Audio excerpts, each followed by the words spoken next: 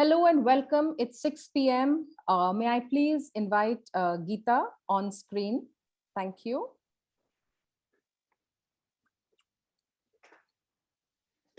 Good evening to everybody here at the Zoom platform and all our well-wishers who are watching on Facebook Live.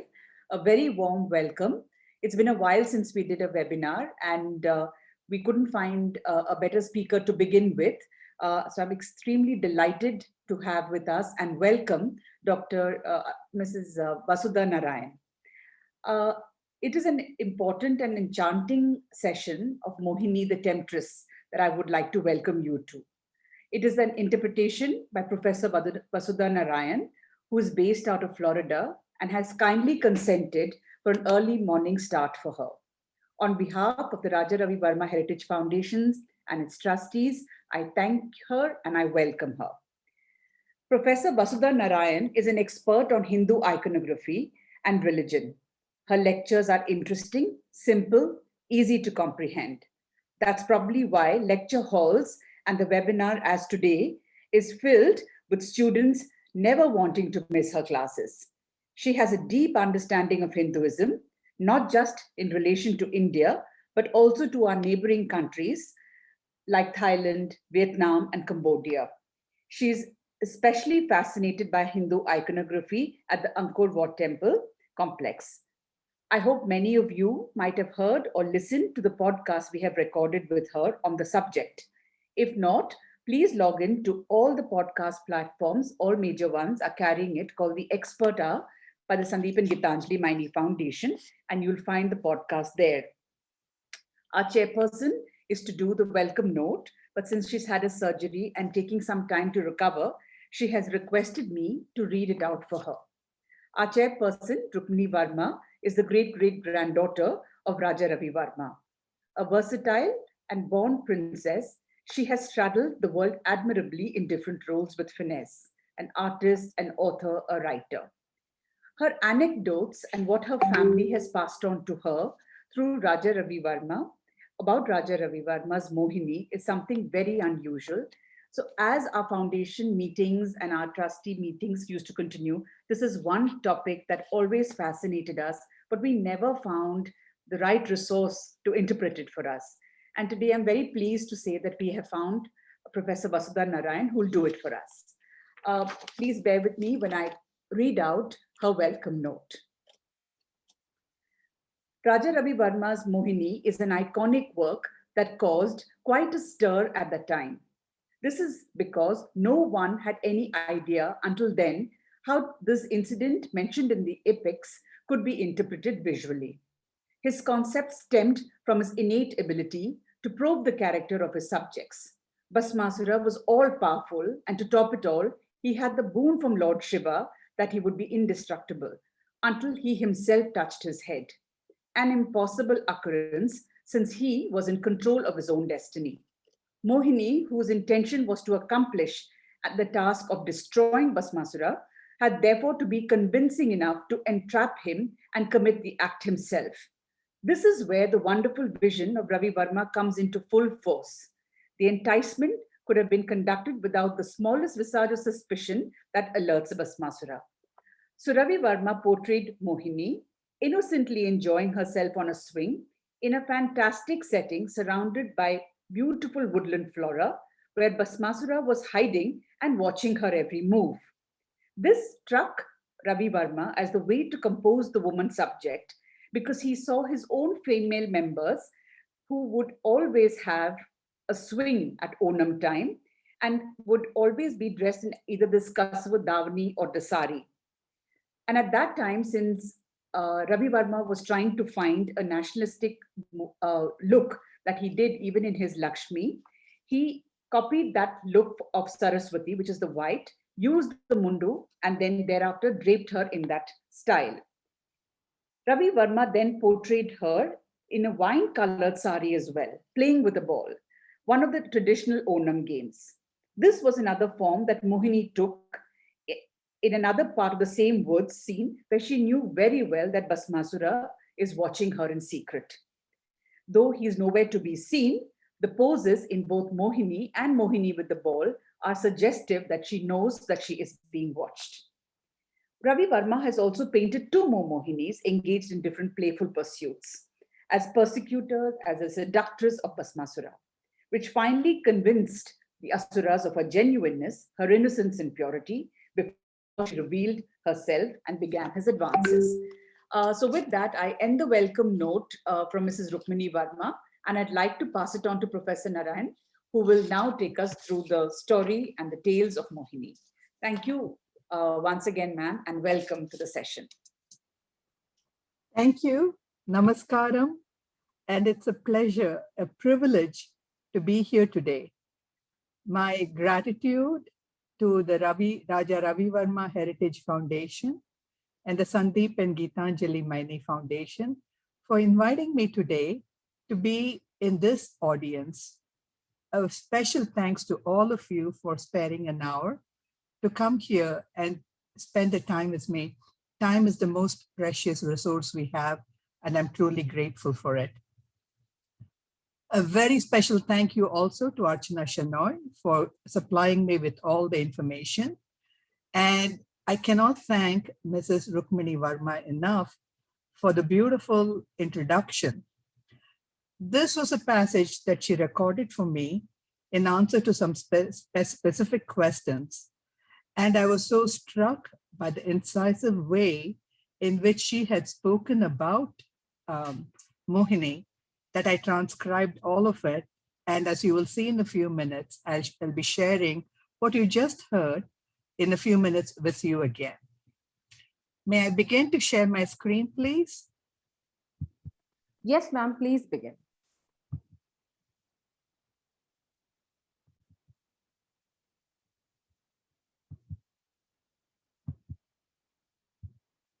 And can you see the screen?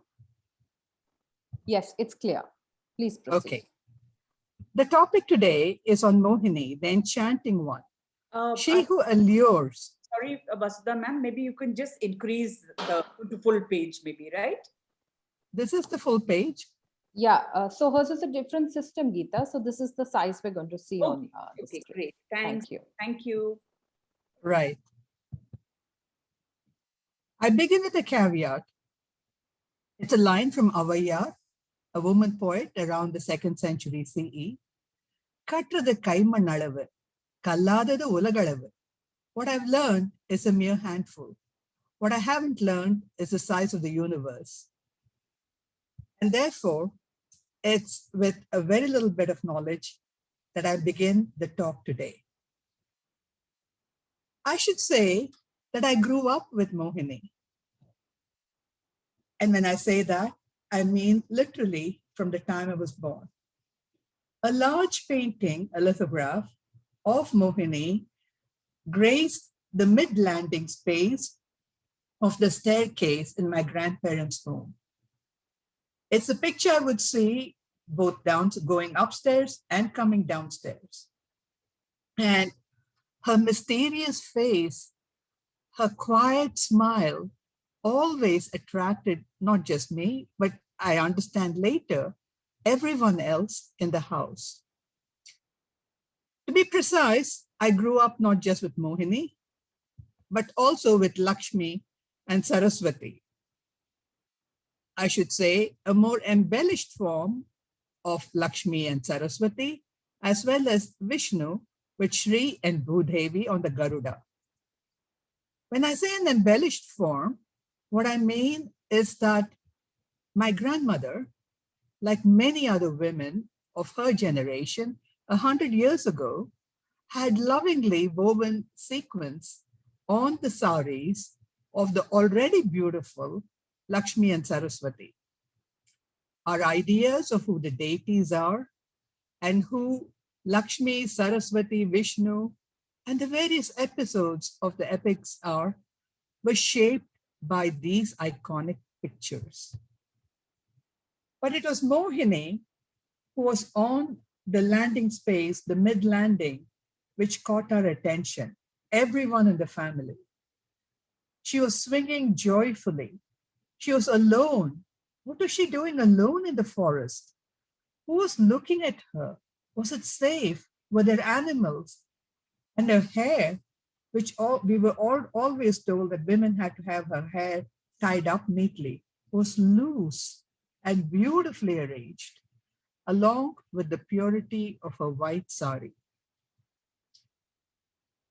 This talk has given me the opportunity to look a little bit more at Mohini in a little bit more careful way to understand who she is. A roadmap for this evening, very quickly. I've been asked to speak for about 35 minutes, and I apologize if some of the parts are rather short. I do hope we can pick it up in the question and answer session. My talk will be divided into 5 parts.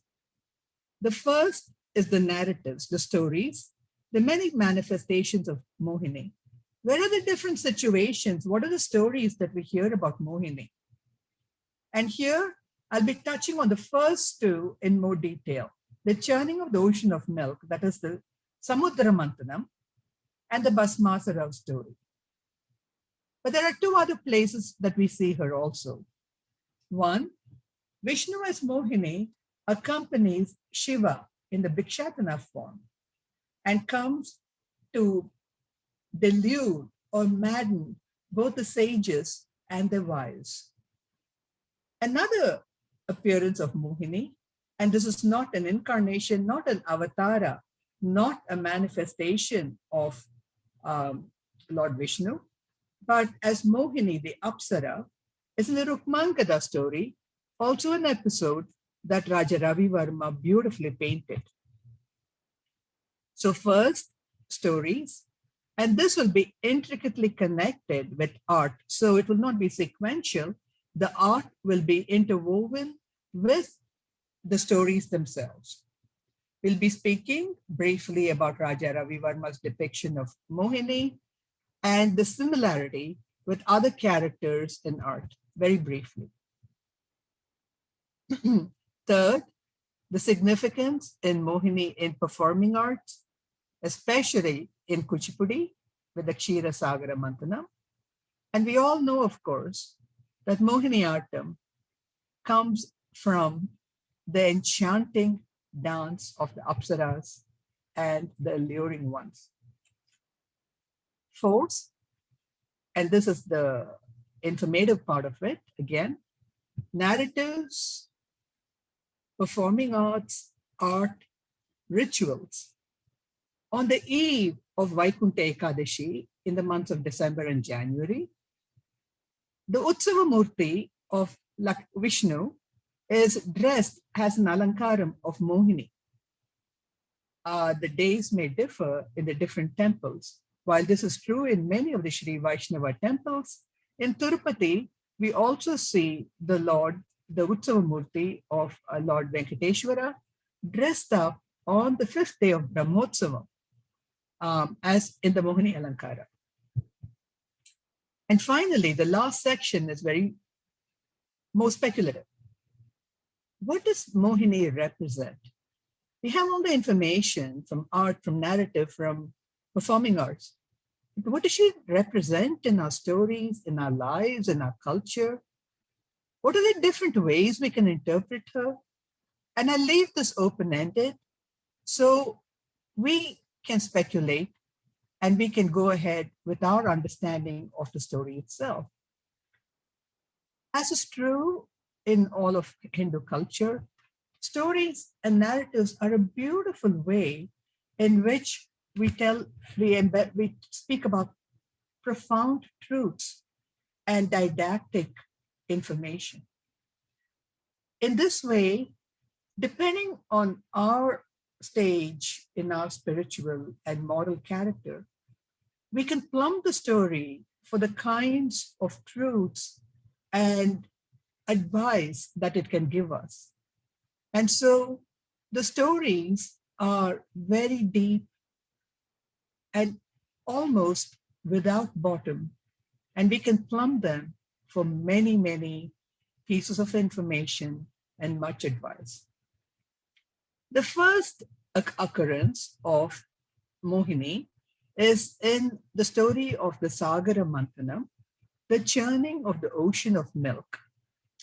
This is a story which is, yes, known in India, but particularly well known in Cambodia. It became really big there. And it's in this story that we find that she first comes.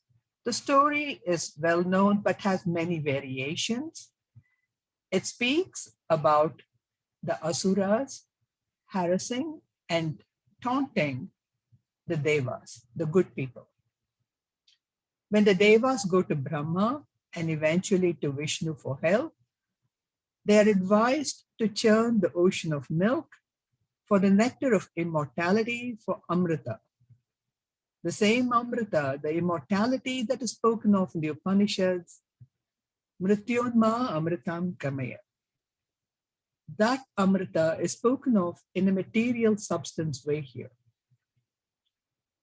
The Devas are not too keen on churning the ocean of milk with Asuras, with whom they will have to end up sharing this pot of nectar.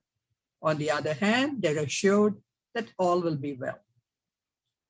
When the enterprise begins, many substances come out, the first being the poison, Vasuki, which is the rope used for the churning. In the Shilapadigaram, we hear in the 4th, 5th century CE Tamil epic, Vadavariyai Mattaki, Vasukiyai Nanaki, that is, they made the mountain of Mandara, the churning pole, and Vasukiyai Nanaki, Vasuki became the rope. Well, you know what happens when they use snakes and they pull the snakes on both ends, it barfs. So that poison creates a very noxious odor and makes everyone faint. It's Shiva who comes to the rescue.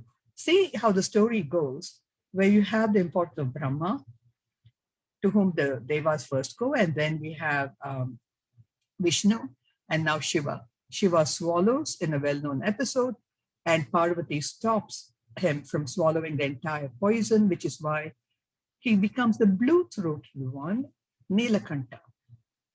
Now comes the crucial part where everything comes out, including Dhanavantri holding the jar of Amrita, and most importantly, Lakshmi, who dazzles the entire universe.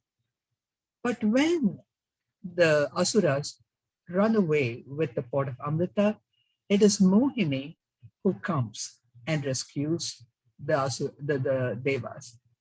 This story, without the episode of Mohini, is particularly important and carved on lintels and on bridges in many parts of Cambodia. It's one of the most popular stories that we find there. And the reasons why it's important are particularly significant. I wish I could go into those now. I'm writing a whole book on it, so this is not the time to get into the detail about it. But what is important is there's no Mohini in these stories. You do find Mohini in Indian paintings. This is a Tanjavur painting. It's actually, why did I choose it? Well, it's the one that's hanging in my house on the walls. So you do find Mohini in Indian paintings. We find Lakshmi in the middle here, the Asuras and the Devas at the bottom. On the left-hand side, we find Parvati and Shiva. And on the right-hand side, Mohini. This is the full painting that you see. And you see Mohini on the side, Vishnu coming down as Mohini in a typical Tanjavur picture from the 19th century. And on top are all the different goodies that come out of the churning of ocean of milk. The Ravi Varma press itself came up with a beautiful version of the story. However, on top, what you find are Lakshmi, and on the left-hand side, in the green sari, is Rama. We don't find Mohini as such, but Rama, the enchanting one, is here, plus all the beautiful objects that do come out of the churning of the ocean of milk. when we look at the churning of the ocean of milk and Mohini, there are a number of sources we can use: art, sculptures, bas-reliefs, both in South and Southeast Asia, rituals, including Kumbh Mela, and rituals. There are other rituals in Cambodia and Thailand. There are texts, epics, Puranas, vernacular texts like in the Tamil text, like the Shilapadigaram I just mentioned, the Arvar poetry, and so on. Performing arts. This churning of the ocean of milk is the first story that was choreographed and danced according to the Natya Shastra. So just imagine, of all the different stories, this is the story that is chosen. And I will be talking briefly about Mohini in performing arts as we go along. In Indian literature, and this is simply a glance at all the sources I use in understanding it, it's not in the Vedas, except, of course, there is an indirect reference to it in the Shatapatha Brahmana. It is found in the Ramayana and the Mahabharata. And although Mohini does not appear as a character, the word Mohini appears, as we'll see in a minute. It does come, the story is in the Puranas, multiple Puranas, Vishnu Purana, Brahmanda Purana, and so on. And in the Mahabharata, Adi Parva, we find the phrase Mayam Asto Mohini. So it's Vishnu's Maya, which comes as Mohini here. And it's in later stories that she is depicted more as a person called Mohini. But the phrase itself is as old as the Adi Parva of the Mahabharata. It is from this episode that we have, and the reason I spent some time on the churning of the ocean of milk, is that it's from this episode that we have the beautiful narrative of Ayyappan, of Shastra. According to the later Puranas, especially the Bhagavata Purana, when Shiva saw Vishnu, he wants to see him in the form of Mohini, in the beautiful form of Mohini. And when he sees him, he is so attracted to him and chases him. And his semen falls on the ground and becomes ores of silver and gold. While the story itself doesn't go on to talk about Ayyappan here, we do hear in other Puranas about how Hariharaputra or Ayyappan comes through this particular episode of the union of Shiva and Vishnu as Mohini. And the idea, and this is simply a reference without much detail at this point, the idea of Mohini being the consort of Shiva is fully developed in Maharashtra, where she appears as a deity, in some cases a four-armed one, and she is the wife of Khandoba. And we see her in many temples, including in one called Mohini Raj. The story of Basmasura is the one that is of particular significance for us in the context of Raja Ravi Varma's famous painting on Mohini. This painting itself is from the press, and it speaks about the well-known story in which Basmasura terrorizes the people and gets a boon saying that he will not, whoever he touches will be burnt up and turn into ash. It's a different version of the Midas story. And as they say, one has to be careful about what asks for. So with this boon under his belt, he terrorizes everyone, and Vishnu is asked for help. And Vishnu comes in the Mohini form. And she leads, and Basmasura stalks her. This is where we see the famous painting of Raja Ravi Varma, where in all innocence, without seeming ingenuity, disingenuity, Mohini is out there in the forest, in the woodlands, in the groves, just on her own, so to speak, doing her thing. And Basmasura absolutely falls in love with her. Well, if one can call it love, certainly lusts after her. And she leads him literally in a dance. And as she tells them he's got to follow her every move. And she's been doing it. So anyway. And now he physically does that. And towards the end of it, when she signals and touches her own head, Basmasura does it. And of course, is turned into ash, a very clever way of destroying the Asura. It is in this context that, as we heard from Mrs. Rukmini Varma, that you find this very, very famous painting. And I'd like to spend some time just looking at her. The natural scenery cannot be, it's just magnificent. It's amazing. And in front of her, in front of this natural scenery, is the beautiful Mohini on her own.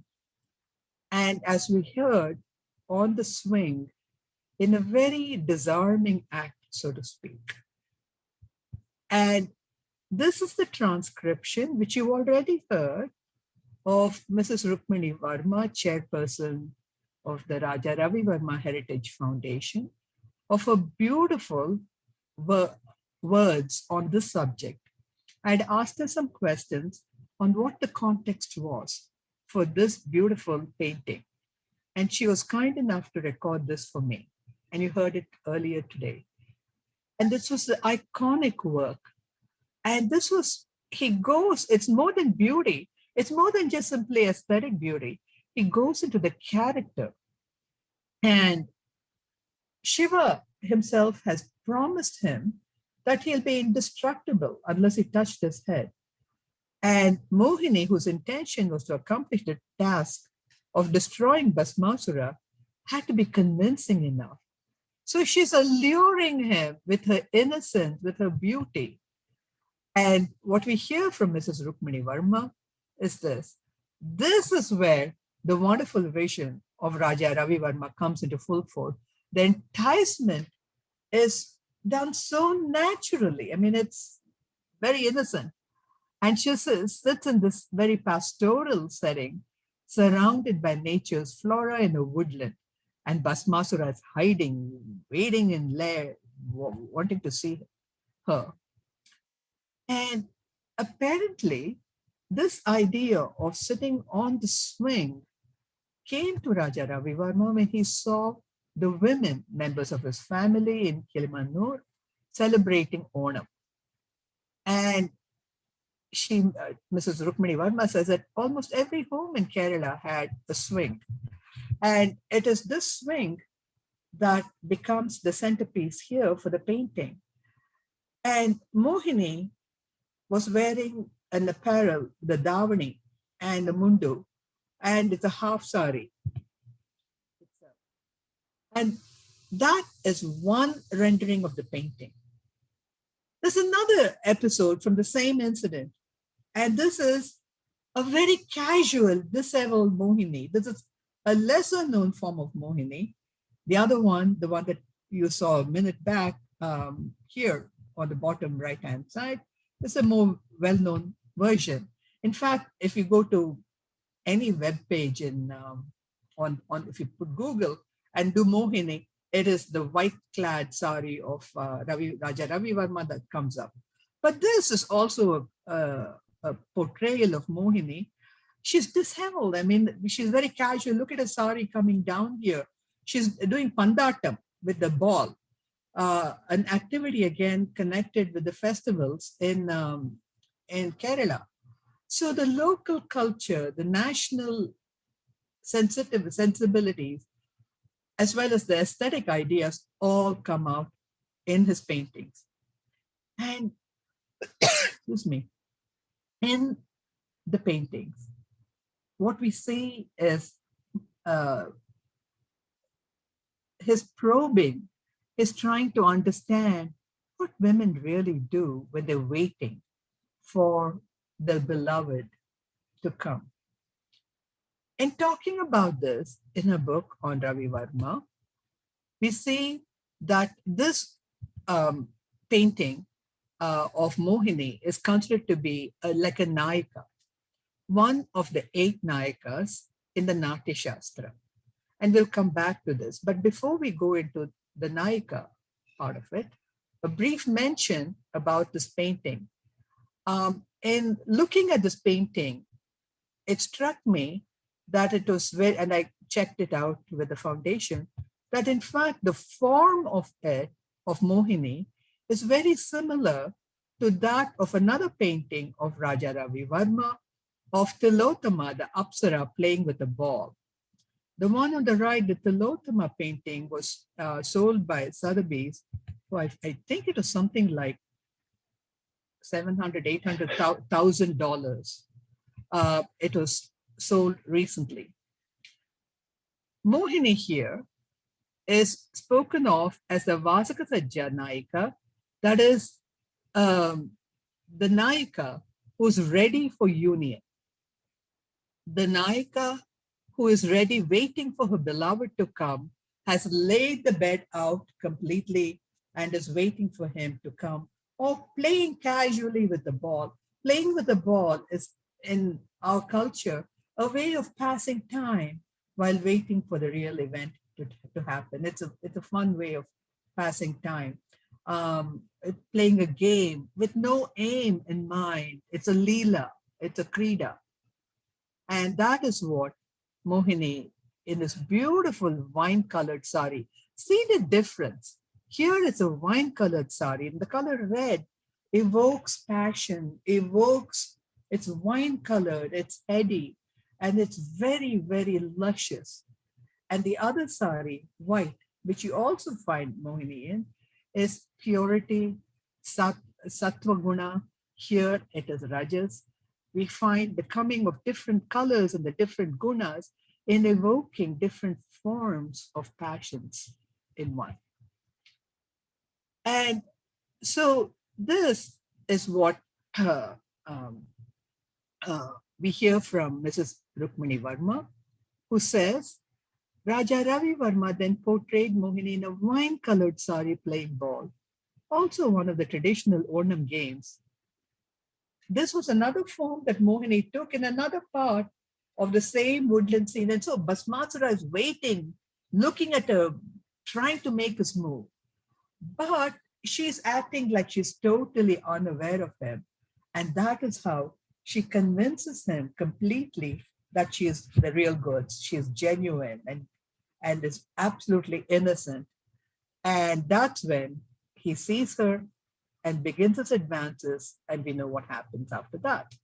So here we have 2 different portrayals of Raja Ravi Varma. And in the second one here, as in the wine color, is one of the Nayakas waiting for the lover to come. The Vasakasajja Nayaka. And here's another painting by a different artist, a miniature painting from the Cleveland Museum of Art, showing a similar mood, a similar kind of Nayika, not a Ravi Varma painting, but the same rasa, the same mood comes in that. One point about the paintings of Ravi Varma, and there's a beautiful comment made in this book, which I'd like to quote to speak about the luminosity, so to speak, of Raja Ravi Varma's portrayal of women. In this particular book by Priya Maholai Jaradi, Parsi Portraits from the Studio of Raja Ravi Varma, she quotes K.P. Padmanabhan Tampi.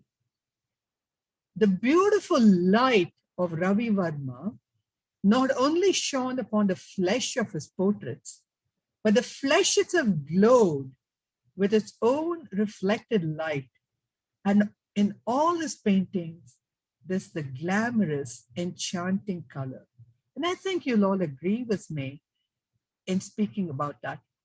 The skin of Mohini and all his other women, all the goddesses, the Apsaras, and real life women are just luminous. And there's something ethereal about it. Now back to the narratives. We've spoken about two, that is the Sagara Manthanam and the Basmasura story, but there are actually many more and we won't have time to get into it, but I'd like to mark them. They're here. And one, Vishnu as Mohini. Well, actually, there are three more, I should say. Vishnu as Mohini accompanies Shiva with Chatana when he visits the sages and their wives. Mohini goes along with Shiva. The sages absolutely go crazy looking at her beauty, and the sages' wives really totally fall in love with Shiva. But there's a final story here, which is not about Mohini as a manifestation of Vishnu, but simply Mohini as an Apsara. So there is a distinction here, obviously, and I want to make that very clear. The earlier ones speak about Vishnu as a manifestation of Mohini as a manifestation of Vishnu. But in this painting of Rukmangada, what you find is Mohini as an Apsara and one who's sent to test the faith, the devotion of the king Rukmangada. In this story, Rukmangada is a very pious king who with his wife observes all the rituals and is known for his deep devotion to Vishnu and observance of the Ekadashi festival. It is in this life that Mohini is sent, the Apsara, and she absolutely allures him. This is where the Temptress part of it comes in. I prefer to think of Mohini as Vishnu's manifestation, as the enchanting one, the one who allures. But here, this is the Temptress. And she comes and makes Rukmanga, who's totally besotted with her, she makes Rukmanga, that's kind of a story similar to Bhishma, promise that he will say yes to all her wishes. And he does.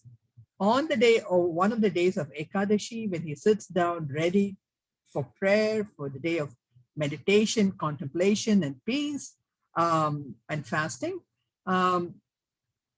Mohini, the Apsara, comes and makes overtures, trying to take him to the bedroom, and he resists. And she gets mad and she says, why would you do this? You promised that you'll do everything I said. You now have to do, you have to make a compensation. And the price she demands is the one that's blood-curdling. She demands that Rukmangada take a sword and get the head, kill the son, his own son, Dharmangada. And Rukmangada, after thinking about it, decides that he will not give up his Ekadashi fast, and that his wife, meanwhile, has swooned. You can see her on the right-hand side fainting, and Mohini in red here, the Apsara.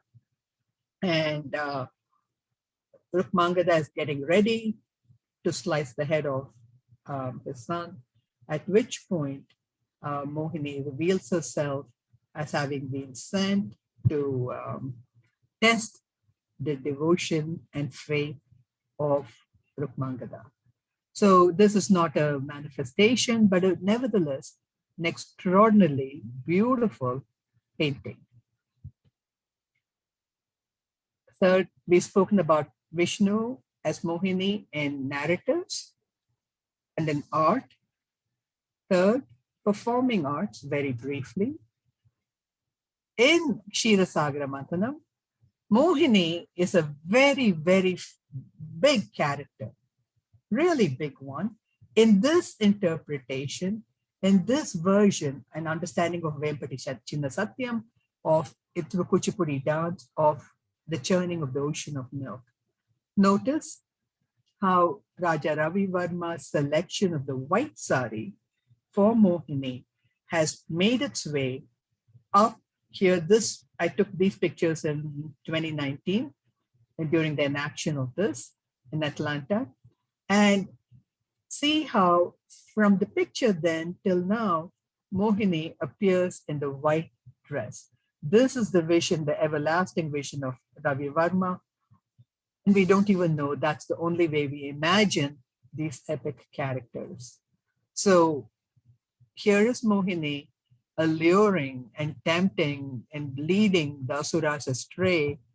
And finally, while doing this, she has meanwhile distributed the Amrita to the Devas themselves. So Mohini is a very big character in Kuchipudi, and of course, lends its name to Mohiniyattam itself. Finally, rituals.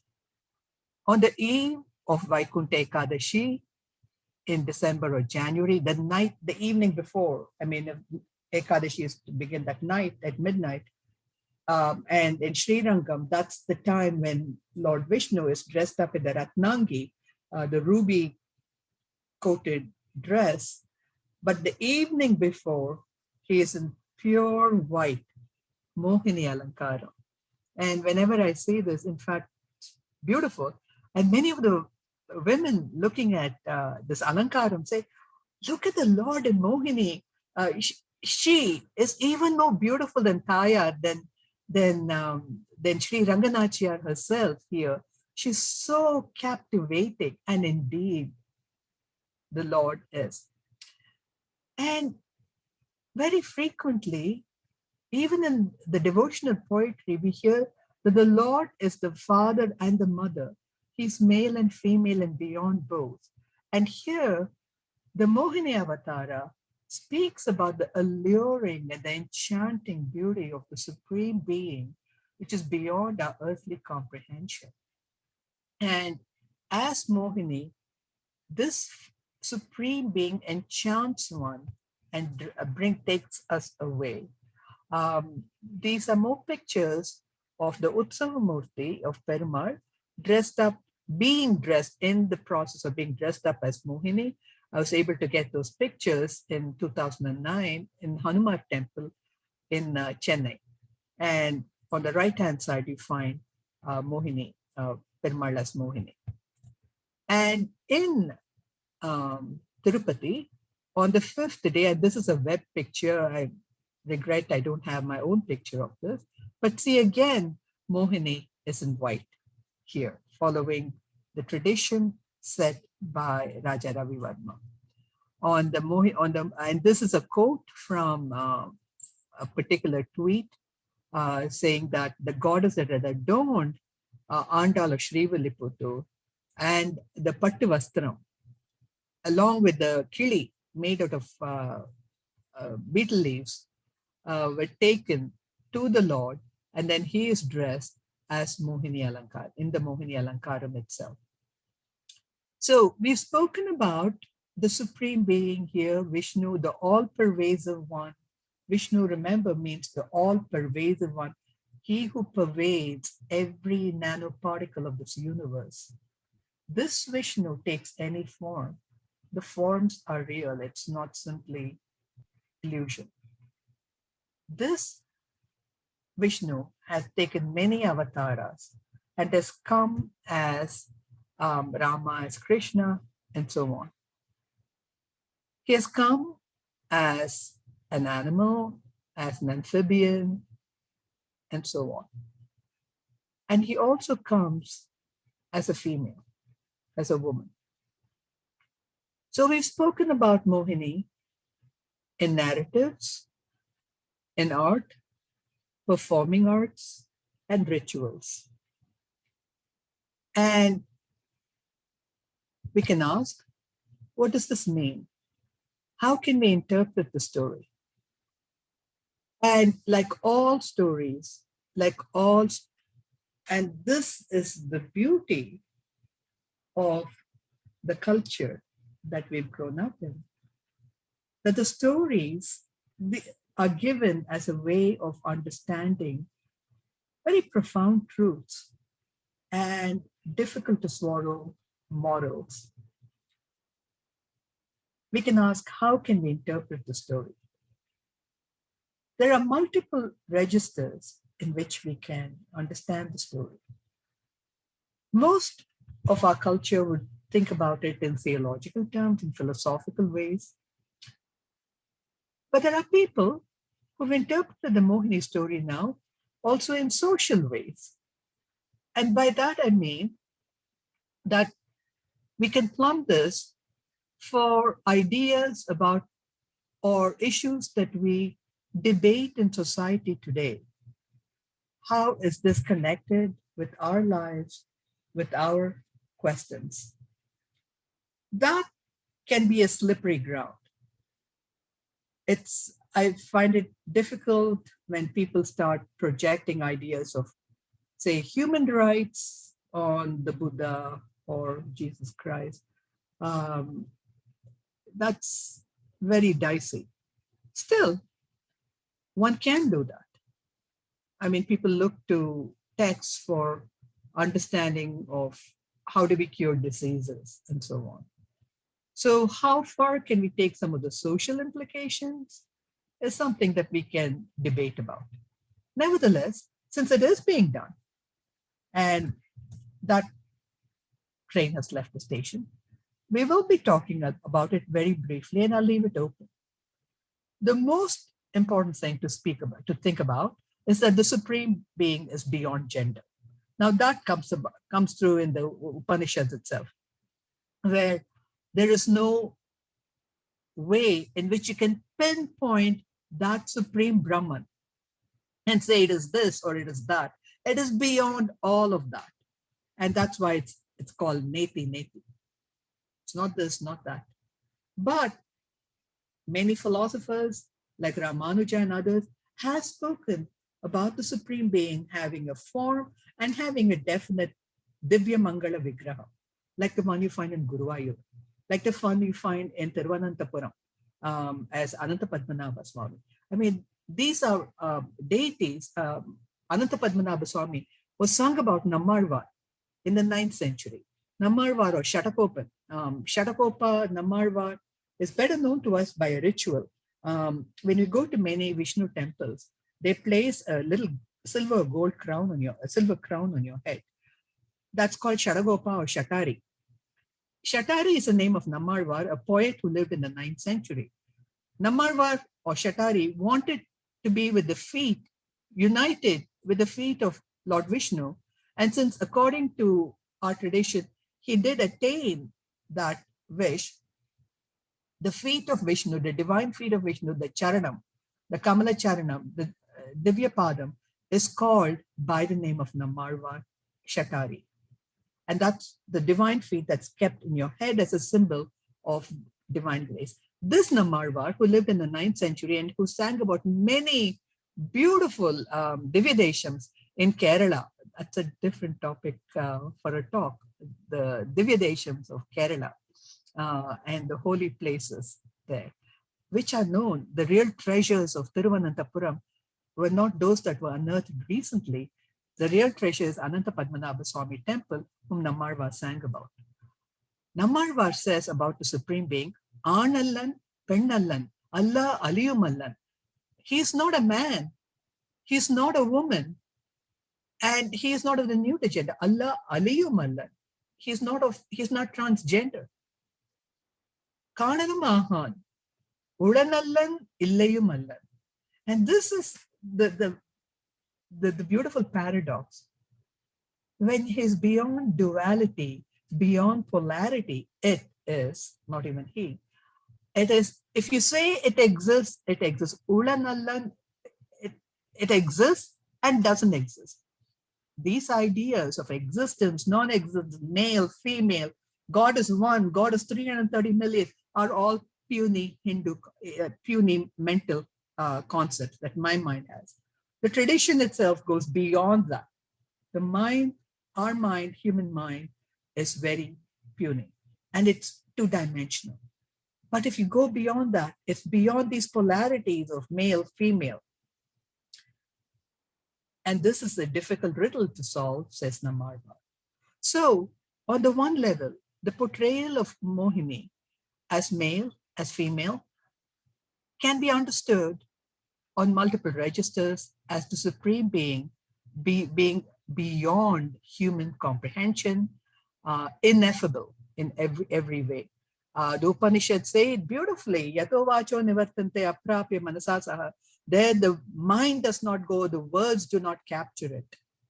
And so we try as male, female, as a fish, as a tortoise, as an amphibian, and as a boar, as a land animal, and so on.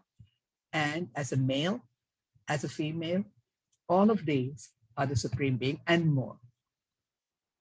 On the social level, one can speak about the fluidity of gender. Remember, it's not simply the supreme being who appears as Mohini.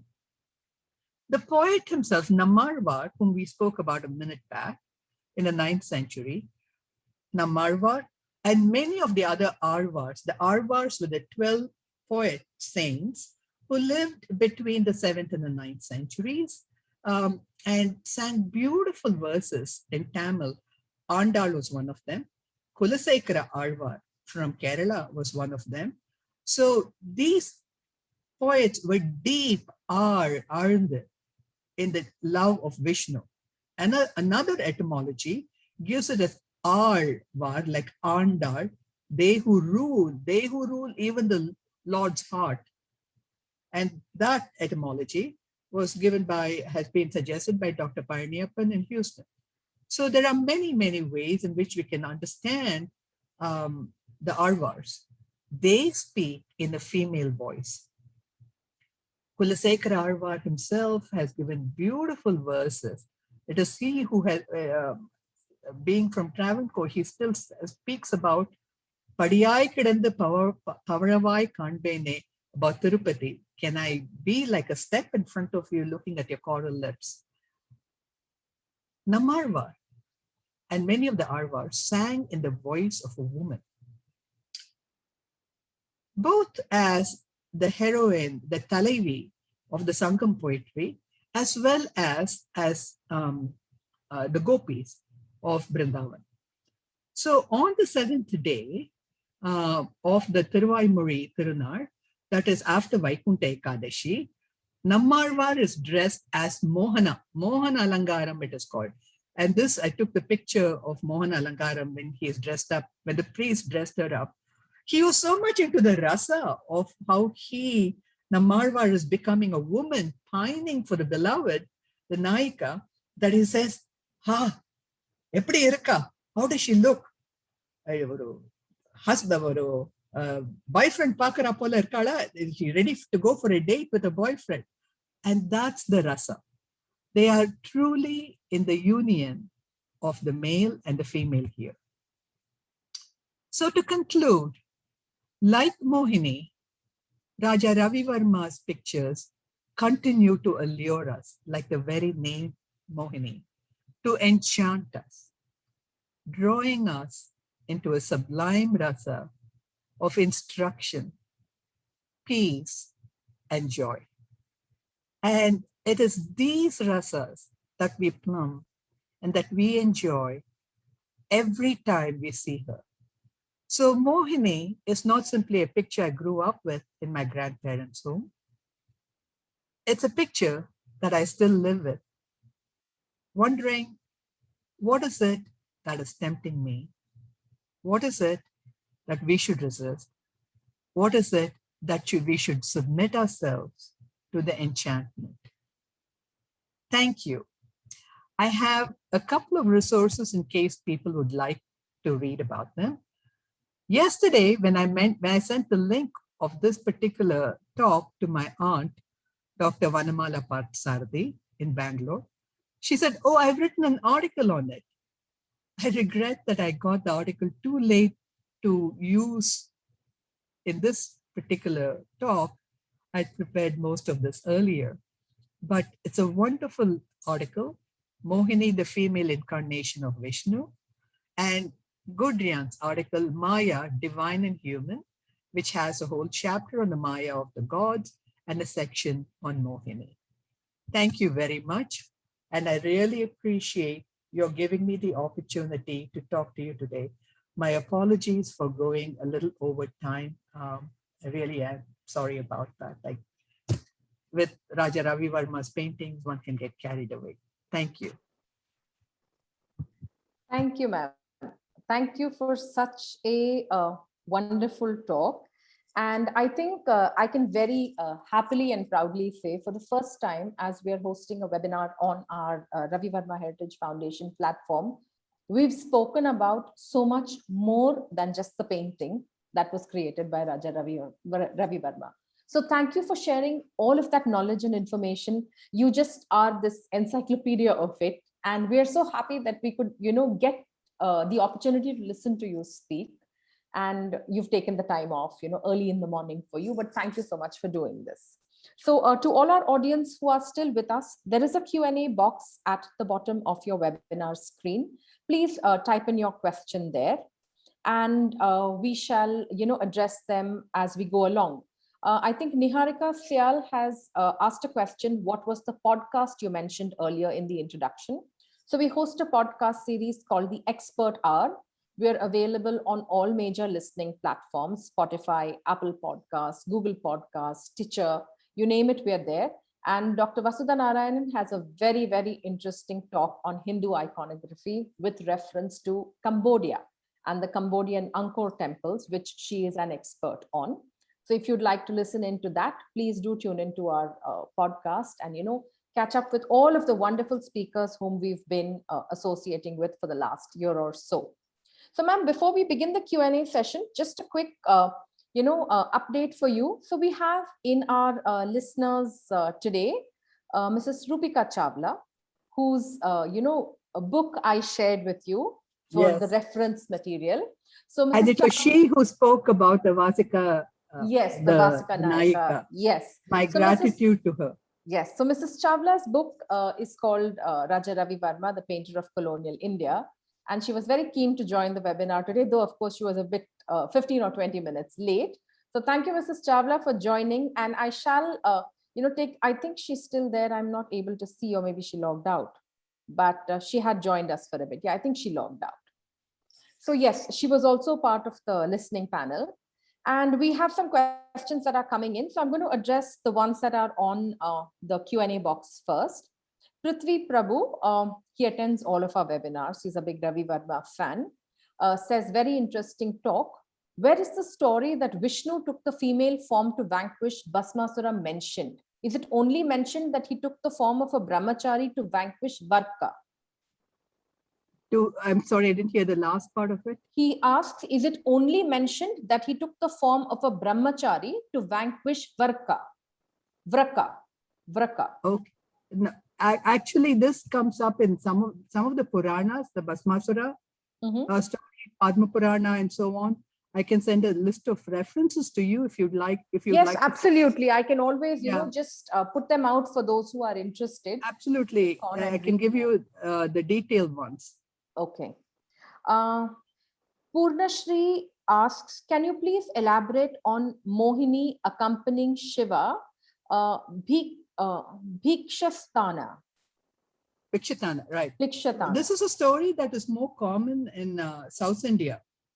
Although it's known, he goes to a forest and Shiva is actually as a mendicant and quite naked. And it is said the form was so beautiful that many of the sages' wives were attracted to him.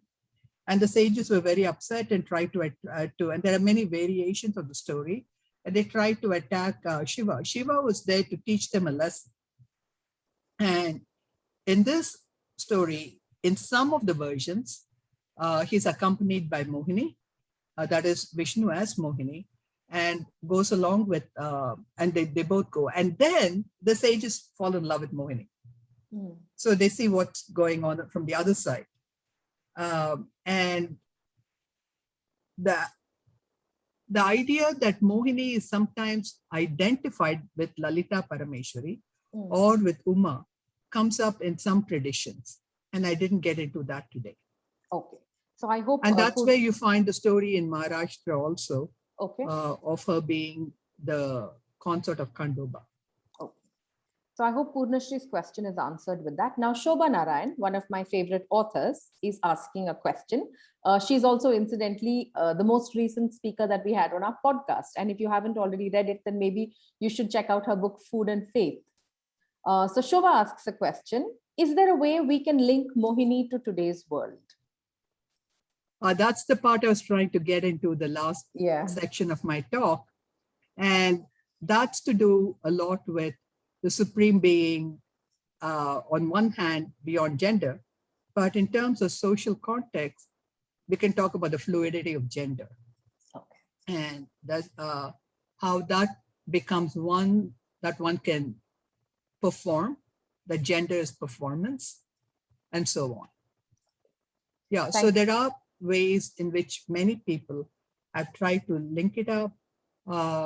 They have the stories, particularly of Shiva and Vishnu, where Shiva comes and Vishnu is Mohini, and the offspring is Ayyappan, have been interpreted by some Hindus and has become a model, you could say, has become a story for some in the LGBTQ community. So yes, people have tried to link it up today. As I said, that the ideas of connecting stories with the world today can be done, has to be done carefully. And one has to be sensitive to both today's world as well as to when those stories were composed. Thank you for that. Just before I move on to the next question, and I can see them flowing in, so we have about 4 or 5 in waiting for you. I also notice in our attendees that there are a few members of the Kilimanur side of Ravi Varma's family who are in attendance. So a warm welcome to all of them. Thank you for making time to attend this talk. Dr. Gomati, who is someone associated with Dr. Chiramani Nandagopal, I don't know if you know of her, but she is one of India's very, very well-known historians and was very instrumental in gaining the Ramappa temple its UNESCO World Heritage status. So Dr. Gomati is part of that team. She is attending the webinar and she asks... Congratulations again. It's a wonderful feat to have that. Even this morning, I was reading about it. Yes. So a very interesting historian, and we do, have a lot of good, work that we do with her. So Dr. Gomati asks a question, says, thank you for such an enlightening session. I'm Dr. Gomati, a postdoctoral fellow from Kerala University, Trivandrum. She is interested in the Sri Padmanabha Swami temple and where Sri Krishna is adorned as Mohini every Ekadashi. This is the one I spoke to you. In the larger temples, the dressing of Vishnu as Mohini is on the eve of Vaikuntha Ekadashi. Yes. But here it is every Ekadashi. Apart from that, the Ekadashi that comes around May is also called Mohini Ekadashi. Oh, okay. It has a specific name for that particular ritual. And Ekadashi has been connected with Mohini, some reason. And I have been trying to find the connections of why Ekadashi with Mohini for quite a while. And there's no textual evidence for it. What we have is the ritual part of it. And it goes to the same pictures that I showed a few minutes earlier of Vishnu Utsavamurti being dressed up as Mohini on Ekadashi Day, the day before Ekadashi. So what I have heard from several people is that's the Ekadashi is the time when the Amrita Manthanam, the churning of the ocean took place for Amrita. But it's not very clear. Okay. Because there are other legends from North India which associate that event with Deepavali Day. Okay. And you have a lot of research which you have done on the churning of the ocean, especially with relevance to Cambodia. You've still not been able to come also across... India. Yeah. Also but India. You've not been able to come across any new information or any something different? Not on this. Not on. In fact, most stories have been very reluctant to go into the Mohini part. Why do you think that is? Well, I think it's difficult for many people to enter such grounds of gender, I think. Yes. It's a bold move, even in earlier days, to speak about this. And it's therefore something that we should put right front and center. That here is the deity, not simply as a goddess, but as Mohini, in the Mohini form. So one would think that just because, yes, in a lot of literature, Sanskrit literature, the Supreme Being, Vishnu, is assigned the Vatsalya Guna. That is the love that the mother cow, and it's very gendered, has for the calf. So it's very gendered. But, and they do speak about him being the mother of Petratai and a lot of the Tamil poetry. And of course, in Sanskrit, say Tvameva Mata Chapita, right? But this is more than saying he's the goddess form of Lakshmi. He is Mohini.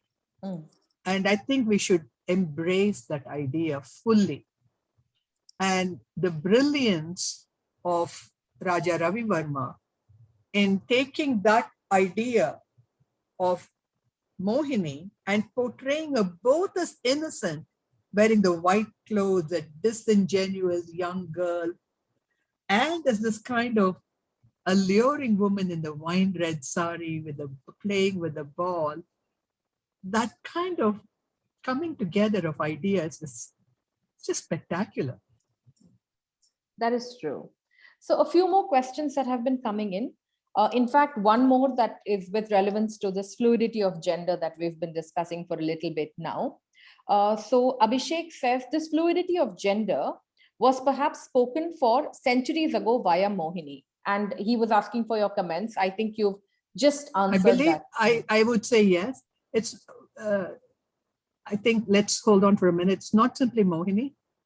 There are many, many other stories in the Hindu tradition which speak about it. Shikandi, in the Mahabharata, and so on. I mean, one could go on and on. So there are many, many such stories. One should take every one of them and be serious about it. It's not something that one should ignore or walk away from. It's very, very significant. We have a question from Biju. Now, I'm sorry if I mispronounce some of these Malayalam words. He says, is Ayyappa, Vette Oru Mahan and Vishnu Maya the same? All are from the same union of Shiva and Mohini. Yeah, it all depends on how one interprets the word Maya. In many, many traditions within India, it does not mean illusion. Okay. It is a power of enchantment, the same word as Mohini. And it's the power of enchantment, and it's the supreme, it's the mystery. In Tamil, the early name for Vishnu was Mayon. And so it's that mysterious force. It is pushing us to think beyond our binaries. And that's the idea here. And so, yes, we have Shasta, and that is it's, to use a more modern example, I should say, a more modern phrase, it's Zen-like. Okay. It is trying to push you to think of what is not normally rational or impossible or possible, and think of it and say, yes, the Supreme Being is there. Forget, we are couching it in very social terms. There's another very interesting point someone has just posted now. Shwetambari says, while she thanks you for the very, well put together talk, she says that they have a Jagan Mohini temple in a place called Ralli of the East Godavari district in Andhra Pradesh. Vishnu is what we see, and Mohini is on the rear side of the idol in the sanctum sanctorium. How beautiful. I didn't know about it. I mean, I know about the Jagan Mohan Palace and all that, but this Jagan Mohini, it's wonderful. I hope very to interesting visit that point.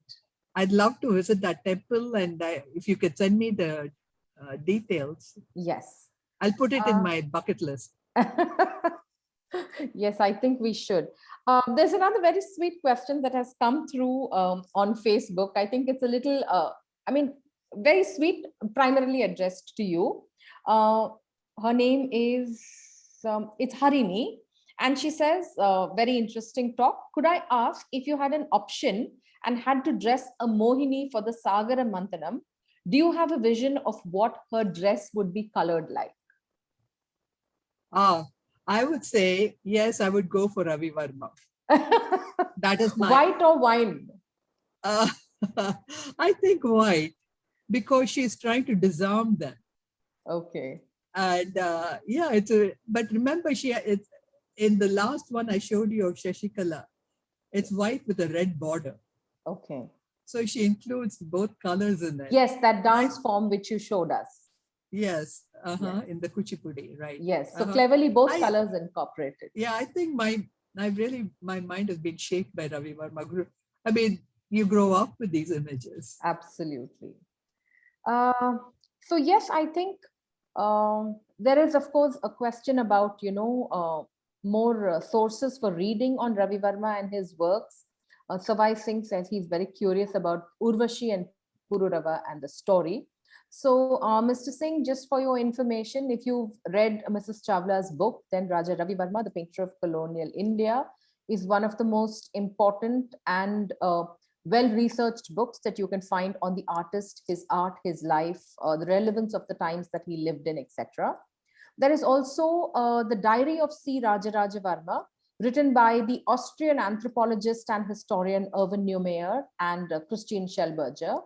That gives you a very comprehensive record of diary entries made between 1895 and 1903 or 1904, which actually throw a lot of insight into the lives that Ravi Varma and his brother, C. Rajaraja Varma, led. There is also a smaller book by Dipanjana Pal called The Painter, Raja Ravi Varma. So these are a few of the very important books that one usually reads when they are interested in Ravi Varma and his art. So that was just for your information. And a lot of complimentary messages that have been flowing in, from people saying that the session was very interesting. So those are all credit to you, ma'am. And yeah, I think I don't see any more questions coming in right now on our Zoom platform. And I think Geeta has sent me everything that we had on Facebook as well. So yes, it looks like it's a wrap and we're right on time. 7:15, as we said. But thank you, Vasudha ji, for a very interesting session. And thank you so much for taking us through what is beyond, much before and after a Ravi Varma painting. For all of us who work in this space or who are fans of his work, we only look at what we see in that image. The white sari is something that, like you said, it leaves that very lasting memory in all of our minds. And that's something that we've all grown up seeing and enjoyed viewing. But today we got to learn so much more about you. And honestly, I never knew that the deities of Vishnu were dressed in white in this Mohini Alankaram in certain temples in India. So thank you for sharing those beautiful images from your collection. And thank you for taking time to do this session with us. We are extremely grateful. And I hope we can have you back sometime soon, maybe on the next round to discuss the Alvars or something more interesting as far as the Divya Deshas of Kerala. Yes. My gratitude to all the people here who spent the time listening and being here with us. A very special thank you to you, to Geetanjali, and a very, very heartfelt thanks to Mrs. Rukmini Varma. Thank you. I'm sure she would have loved this session. I will ensure that I send the recording to her.